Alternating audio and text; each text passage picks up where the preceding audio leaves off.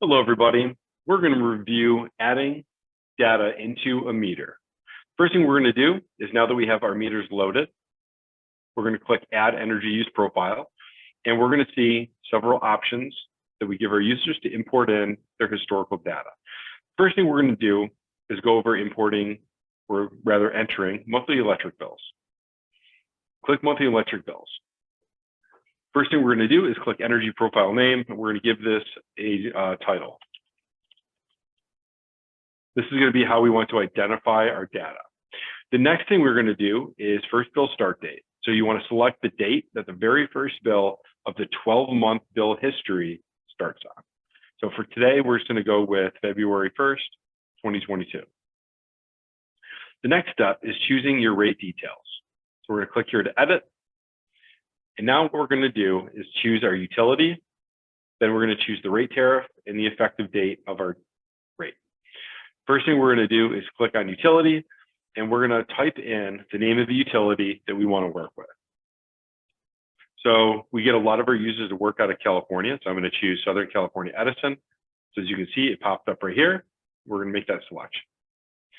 Under name, you could type in the name if you know the rate, or you can use the drop down and choose the applicable rate for your client. I'm going to use the GS2 TOU, as we do have a lot of commercial users on our platform. This is a good commercial rate that we typically see for that utility. So now that we have selected our utility and our rate, the most recent effective date is always the date you want to go with. This is going to be the most recent charges the customer is paying.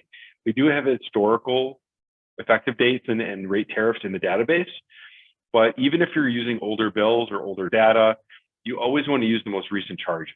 You can see how that had maybe changed over time by referencing these, but we always recommend using the most recent date for the analysis. The next thing we can do here is show tax details.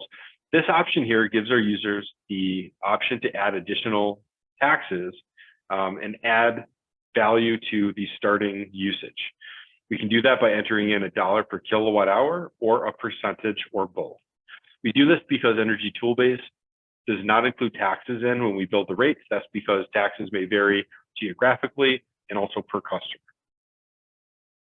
The next thing we want to show is show metering details. Okay, we give our users the flexibility to define the metering configuration for just about any metering scenario that we come across, as we work in all 50 states and 32 countries. The first metering type is full retail net metering. Whenever you export energy to the grid, you get full retail credits for that energy sent back to the grid. The next is net billing with user-defined MBCs. This is unique to California. Non-bypassable charges, or MBCs, are assigned to imported energy only. When you export energy to the grid, you don't get full value for that export. You get the retail cost of energy minus the MBC charge. In this example, MBC charge is 2.5 cents. And let's say, for example, the retail cost of energy is 10 cents. By exporting a kilowatt hour to the grid, the value would be 7.5 cents. Net billing with user-defined fixed rate for exports. This specifically assigns the same value for every kilowatt hour sent back to the grid, regardless of when it happens. And the last option, net billing with rate schedule defined imports, exports, and MBCs, which means that we will be referencing the rate tariff that you choose and all of the billing components within the rate to track the exact cost of imported energy and the exports, as they may vary per time of use period, as well as the non-bypassable charges. True up details, moving down towards the bottom, we have annual or billing. This would depend on how your customer is entering in their true up period. If it's once a year, we're going to select annual. So whatever credits they have outstanding would be effectively wiped clean, and you start over once a year. Or billing period, which would be a monthly billing period. Utility billing frequency. If the customer is billed once a year, you're going to select annual. If the customer is billed every single month, you're going to select billing period. Compensation at the end of the true up, we have full credit. Every kilowatt hour that is banked and stored and is left over at the end of the true up period will be credited at full retail credits. Any existing energy credits at the end of the true up period for wholesale would be credited at a wholesale rate as opposed to full credit, and you would define what that wholesale rate would be. And then our last option is no compensation. So any outstanding credits at the end of the true-up period would receive no monetary value. Okay, and then what we're going to do is hit continue. And now what we're looking at is our GS2 time of use rate. And we are looking at importing in all of our monthly electric bill data.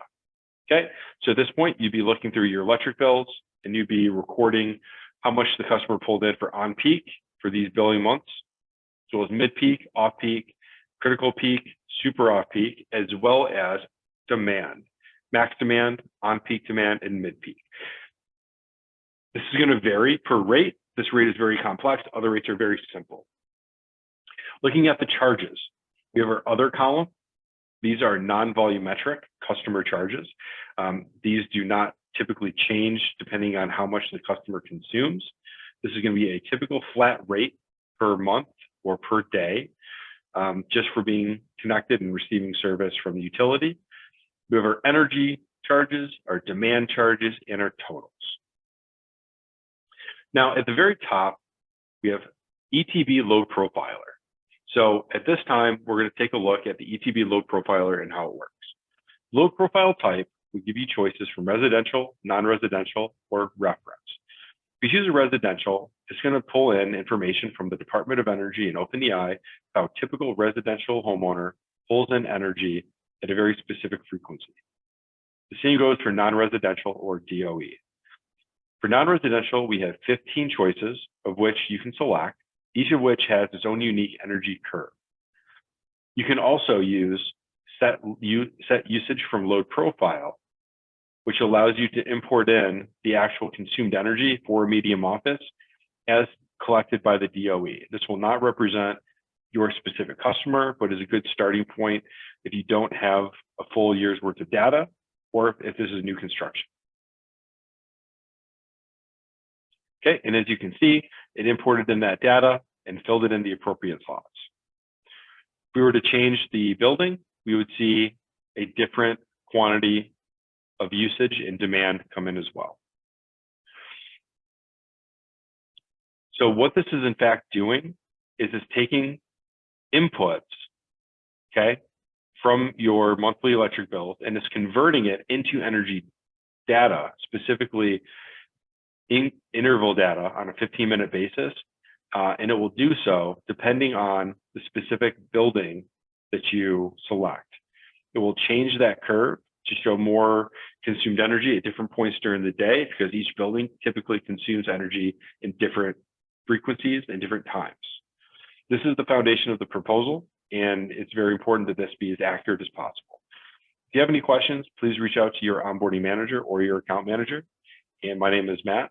Appreciate it and have a great day.